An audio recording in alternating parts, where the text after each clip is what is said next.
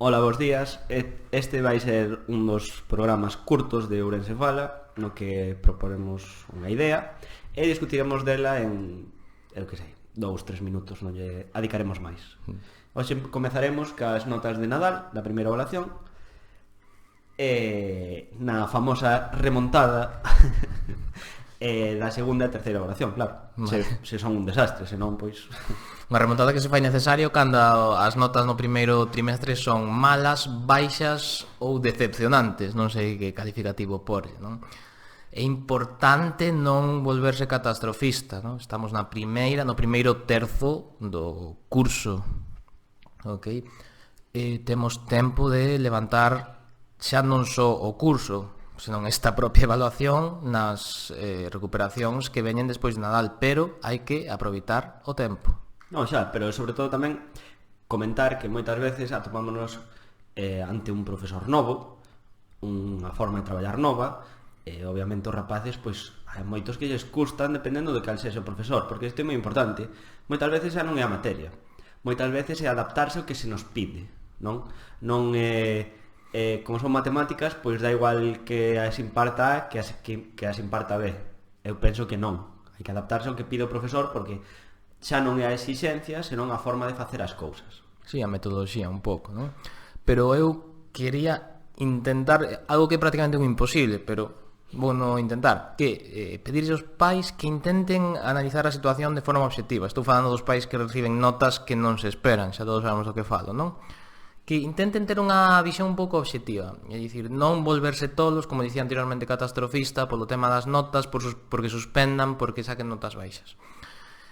No primeiro trimestre os profesores buscan porlle as pilas, como se di en sentido coloquialmente, a moitos rapaces. Hai moitísimos rapaces, hoxe en día estamos vendo cada vez máis con moi bo nivel, con moi boas capacidades, pero que se confían, que se relaxan e acaban ou suspendendo ou aprobando xustos, vale? Os profesores o que queren é sacar o mellor desos rapaces. Eso por unha parte. Por outra parte, o primeiro trimestre de cada curso é aquel no que máis se nota o salto, entre aspas, non? O cambio de curso. É dicir, nese trimestre no cal se van a adaptar a ese nivel superior ao que veñen de chegar. Sobre todo de sexto a primeiro da ESO, eu penso que de segundo a terceiro, porque en terceiro hai moitísimas asignaturas que en segundo non, moitas divídense, outras son optativas, e hai que ter un pouco de paciencia tamén cos rapaces no sentido de se sacan malas notas hai que preguntarse por qué, porque igual non toda a culpa dos rapaces. Sí, sen dúbida.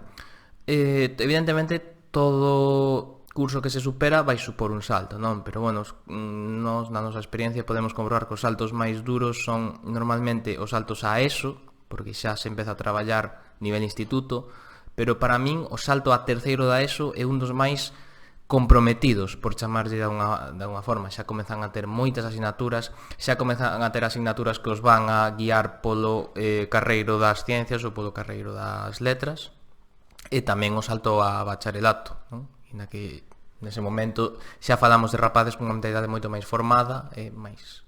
Pero é sobre todo por un tema en concreto, non? Porque no bacharelato ti vas de forma voluntaria, non vas obligado. Entón, como eu creo que cambia un pouco o chip. Correcto, pois por eso moito ánimo a todos os que sacaron notas que non esperaban, moitos parabéns aos que sacaron boas notas e seguir traballando, que isto acaba de comezar. Sobre todo iso, traballo e traballo. Para chegar aos obxectivos só hai unha fórmula, traballar e traballar. Correcto, nada máis. E nada menos.